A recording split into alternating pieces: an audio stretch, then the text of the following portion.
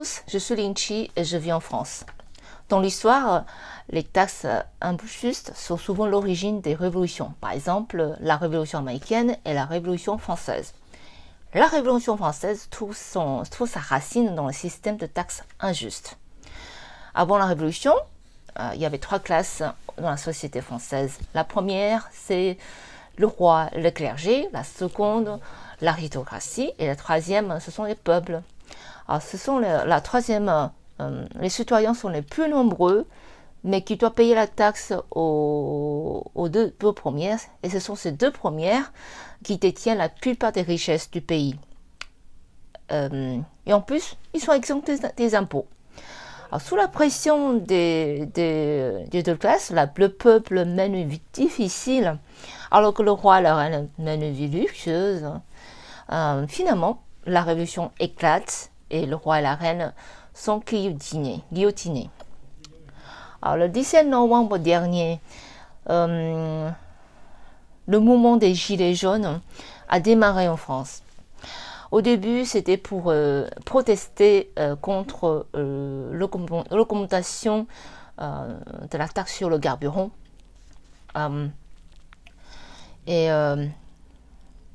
Et en décembre dernier, voyant des violences pendant une manifestation, des Gilets jaunes qui vont au-delà des mesures annoncées par Emmanuel Macron, j'ai donc écrit une lettre au président français pour m'exprimer.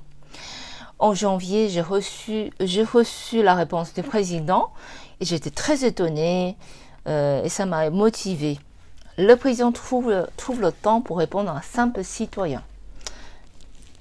Il écrit, alors je cite, « Aucune taxe ne mérite que la nation se déchire. Le gouvernement a donc annoncé l'annulation de l'augmentation de la taxe sur le carburant et qu'il n'y aura pas de hausse des tarifs du gaz et de l'électricité qui devaient initialement augmenter début janvier pendant la durée du débat qui mènera le gouvernement.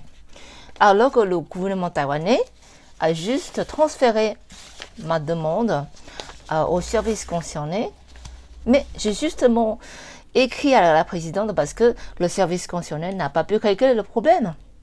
Il y a donc un fossé énorme entre la réaction du président français et celle de la présidente taïwanaise. Depuis la prise de pouvoir du parti progressiste à Taïwan, on parle souvent de la justice transitionnelle. Mais il y a un point mort là-dessus, par exemple, la prescription. Selon le gouvernement taïwanais, la prescription, la justice transitionnelle ne concerne que la période entre 1945 et 1992. Car un seul parti pouvait gouverner à ce moment-là. Et après cette date, les élections universelles sont appliquées et donc elle n'est pas nécessaire. Comment le gouvernement taïwanais peut être sûr que la démocratie soit réellement appliquée partout, du jour au lendemain? En Occident, je vais citer un exemple, en Occident, l'Église catholique est plongée dans le scandale, car que ce soit les abus sexuels sur les enfants ou religieuses, avec le mouvement MeToo, Balance ton port et les films tels que Spotlight, Grâce à Dieu, ces scandales sont peu à peu connus au monde et arrivent à secouer l'Église catholique. En France, des associations demandent, des victimes demandent de supprimer la prescription, car les victimes mettent souvent des années à avoir le courage de porter plainte. Et le problème, c'est que à ce moment-là, beaucoup d'entre eux s'aperçoivent que leur affaire est prescrite. Alors que les gens qui les ont abusés pendant ce temps-là restent encore sur place à leur poste. Alors, le gouvernement taïwanais peut-il avoir conscience, peut-il dire avec conscience qu'aucun fonctionnaire n'a fait des erreurs depuis 1992? Au XIe siècle, en Angleterre, le mari de Lady Godiva gouverne le Coventry. C'est un comte, mais ce comte-là, il impose souvent des taxes aux habitants.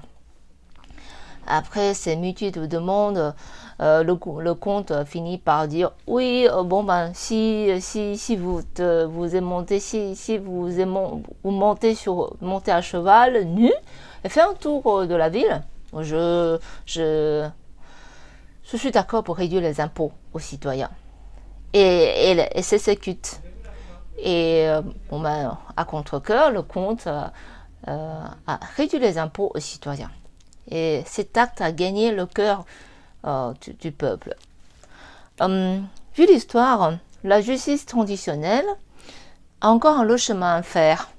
J'espère que le gouvernement taïwanais, le gouvernement prend le courage pour y faire face et aide à Taïwan pour devenir un pays vraiment démocratique. Ceci est mon partage, j'espère que ça vous aide. Ça peut vous inspirer et ça vous aide et ça aide aussi la société taïwanaise à avancer, à avoir plus de justice. Merci à tous et à très bientôt. Au revoir.